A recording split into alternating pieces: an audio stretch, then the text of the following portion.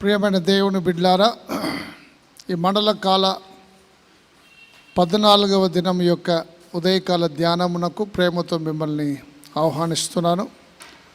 ఉదయకాల ధ్యాన అంశము గాడ్ ఈజ్ అవర్ రెఫ్యూజ్, దేవుడు మనకు ఆశ్రయం అనే అంశము మనం ధ్యానిస్తున్నాం. ప్రార్థన చేసుకుందాం. మహోన్నతుడ, ప్రేమ గల మా ప్రియ పరలోకపు తండ్రి, ఈ మండల కాల ధ్యానాల్లో వాక్యం వినిచిన బిడ్డలందరినీ నీ ఆత్మచేత నింపమని ప్రార్థన చేస్తూ, ఈ ఉదయకాల ధ్యానము నీ బిడ్డల ఆత్మీయ జీవితానికి ఆశీర్వాదకరముగాను దీవెనకరముగా మార్చుమని యేసునామమున ప్రార్థించి వేడుచున్నాము తండ్రి, ఆమెన్. ప్రియమైన దేవుని బిడ్డలారా, దేవుడు మనకు ఆశ్రయము అనే అంశము మనము ధ్యానం చేస్తున్నాం. దీనికి ఆధారంగా కీర్తన 46 మొదటి వచనం, దేవుడు మనకు ఆశ్రయమును దుర్గమునై ఉన్నాడు, ఆపత్కాలంలో ఆయన నమ్ముకొనదగిన సహాయకుడు. దేవుడు మనకు ఆశ్రయము దుర్గమై ఉన్నటువంటి దేవుడు. ఆపత్కాలము మన జీవితాల్లో సంభవించినప్పుడు మనము నమ్ముకొనదగినటువంటి సహాయకుడు. దేవుని ప్రియమైన బిడ్డలారా, run to God when trouble arises is our safe place. సమస్యలు వచ్చినప్పుడు అక్కడికి ఇక్కడికి పరిగెత్తుతూ ఉంటాం. అనేక సార్లు ఎవరెవరినో ఆశ్రయిస్తూ ఉంటాం. ఈ దిన వాక్యం మనకు బోధించేటువంటి ప్రాముఖ్యమైన సత్యం ఏంటంటే, ఆపత్కాలములో దేవుడు నమ్ముకొనదగిన సహాయకుడు. ఆపత్కాలము సంభవించినప్పుడు, ఇబ్బందులు తలెత్తినప్పుడు, సమస్యలు మనల్ని చుట్టుముట్టినప్పుడు, దేవుని యొద్దకు పరిగెత్తినప్పుడు ఆయనే మనకు క్షేమకరమైన స్థలము అని నేను మీకు జ్ఞాపకం చేస్తున్నాను. దావీదు అనుభవపూర్వకంగా ఈ కీర్తన రాయిచున్నాడు.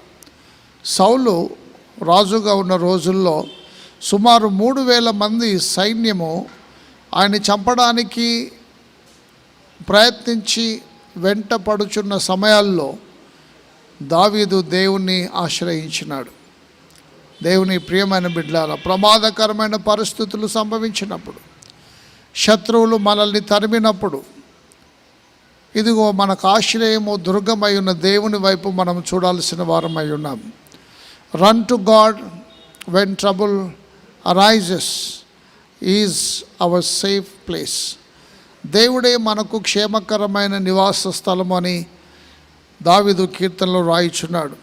ఆయన ఇంకా రాస్తూ ఏమంటాడంటే, కావున భూమి మార్పు నొందినను, నడి సముద్రములలో పర్వతములు మునిగినను, వాటి జలములు ఘోషించుచు నురుగు కట్టినను, ఆ పొంగునకు పర్వతము కదిలినను మనము భయపడము.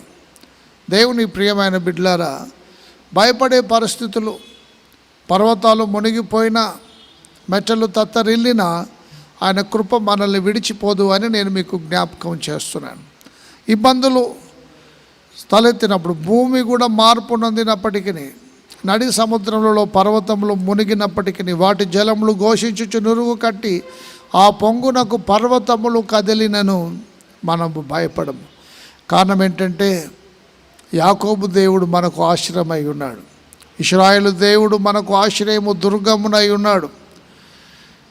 కాబట్టి సమస్యలు మనల్ని చుట్టుముట్టినప్పుడు దేవుని యొద్దకు పరిగెత్తడం అనేది చాలా ప్రాముఖ్యమైన విషయం. ఎప్పుడైతే మనము దేవుని యొద్దకు పరిగెత్తుతామో దేవుడు మనకు క్షేమకరమైన సహాయం అని జ్ఞాపకం చేస్తున్నాను. Refuge means protection and safety. ఆయన ఆశ్రయము అనగా ఆయన మనల్ని కాపాడేటువంటి దేవుడు, మనకు భద్రత కలిగించేటువంటి దేవుడు అని నేను మీకు జ్ఞాపకం చేస్తున్నాను. Like a shelter in a Storm. ఇదిగో పెద్ద తుఫాను వచ్చినప్పుడు మనకి దాగుచోటు ఆయనే, మనకు ఆశ్రయము కల్పించేటువంటి దేవుడు ఆయనే. తుఫాను లాంటి పరిస్థితులు, సునామీ లాంటి పరిస్థితులు మనల్ని చుట్టుముట్టినప్పటికీ మనం భయపడకూడదు. ఎందుకంటే దేవుని కృప మనకు తోడైంది. ఆయన మనకు బలము. God is our strength means power to endure, not just escape. ఆయన మనల్ని విడిచిపెట్టి తప్పించుకొని పోయే దేవుడు కాదు. మన సన్నిహితులు, మన ప్రియులు, స్నేహితులు మనం ఇబ్బందుల్లో ఉన్నప్పుడు మనల్ని తప్పించుకొని వెళ్ళవచ్చు. కానీ మన డిఫికల్టీలో, మన ఇబ్బందుల్లో, మన సమస్యల్లో దేవుడు మనల్ని విడిచిపెట్టే దేవుడు కాదు అని నేను మీకు జ్ఞాపకం చేస్తున్నాను. Is ever present help. ఆయన మనకు ప్రతి ఆపత్కాలమందు నమ్ముకొనదగినటువంటి సహాయకుడు. మరి బైబిల్ గ్రంథం బోధించేది ఏంటంటే, నువ్వు నమ్మిన ఎడల దేవుని మహిమను చూస్తావు. నమ్ము ప్రతి వానికి సమస్తము సాధ్యమని వాక్యము సెలవిస్తూ ఉంది. ఆయన నమ్ముకొనదగినటువంటి సహాయకుడు. బైబిల్ గ్రంథం బోధించేది ఏంటంటే, రాజులను నమ్ముకొనుట కంటే, మనుషులను నమ్ముకొనుట కంటే యెహోవాను ఆశ్రయించుట మేలు అని వాక్యము సెలవిస్తూ ఉంది. మనుషులను నమ్ముకొనుట వ్యర్థము, రాజులను నమ్ముకొనుట వ్యర్థము. మన దేవుడు నమ్మదగినవాడు. ఆపత్కాలంలో మనకు సహాయము చేయగలిగినటువంటి సమర్థుడైన దేవుడు మనకున్నాడని ఉదయకాల ధ్యానంలో నేను మీకు జ్ఞాపకం చేస్తున్నాను. కీర్తనకారుడు అదే రాస్తున్నాడు. ఇదిగో దేవుడు మనకు ఆశ్రయమును దుర్గమునై ఉన్నాడు, ఆపత్కాలములో నమ్ముకొనదగినటువంటి సహాయకుడు. దేవుని ప్రియమైన బిడ్డలారా, మీ కష్టాలు బాధలు వస్తాయి, ఇబ్బందులు రావు అని దేవుడు చెప్పలేదు. కష్టాలు బాధలు వచ్చినప్పుడు, సమస్యలు చుట్టుముట్టినప్పుడు ఇదిగో దేవుడు మనకు తోడుగా ఉన్నాడు. యాకోబు దేవుడు మనకు ఆశ్రయంగా ఉన్నాడు. అందుకే దావీదు అంటున్నాడు, దేవుడిని నా కోట, నా కొండ, నా ఆశ్రయ దుర్గము, నా బలమైన నమ్ముకునేటువంటి నా బలమైన ఆశ్రయ దుర్గము, నా కోట, నేను నమ్ముకొను నా దేవుడు, నా దాగుచోటు నీవే అని కీర్తనకారుడు రాస్తున్నాడు. మనము దాక్కునేటువంటి షెల్టర్, మనకు కష్టాల్లో షెల్టర్ ఎవరు ఇవ్వకపోవచ్చు, మనల్ని ఎవరు హక్కున చేర్చుకోకపోవచ్చు, మనల్ని ఎవరు ఆదరించకపోవచ్చు. కానీ కష్టాల్లో, ఇబ్బందుల్లో ఆయన బిడ్డలు ఉన్నప్పుడు తప్పకుండా దేవుడు మనకు నివాస స్థానమై మనల్ని దాచిపెట్టుకునేటువంటి దేవుడు, ఆయన రెక్కల కింద మనల్ని భద్రపరిచే దేవుడు అని నేను మీకు జ్ఞాపకం చేస్తున్నాను. కావున భూమి మార్పు నొందినను, ఇదిగో నడి సముద్రంలో పర్వతములు మునిగినను, వాటి జలములు ఘోషించుచు నురుగు కట్టినను, ఆ పొంగునకు పర్వతములు కదిలినను మనం భయపడము. ఎందుకంటే సైన్యములకు అధిపతి యెహోవా మనకు తోడై ఉన్నాడు.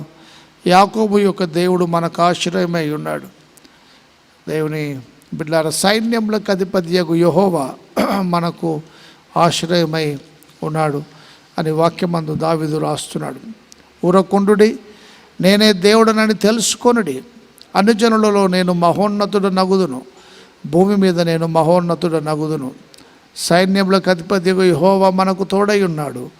యాకోబు యొక్క దేవుడు మనకు ఆశ్రయమై ఉన్నాడు. మన పితరులకు ఆశ్రయమై ఉన్న దేవుడు ఇదిగో మనకు ఆశ్రయమై ఉన్నాడు.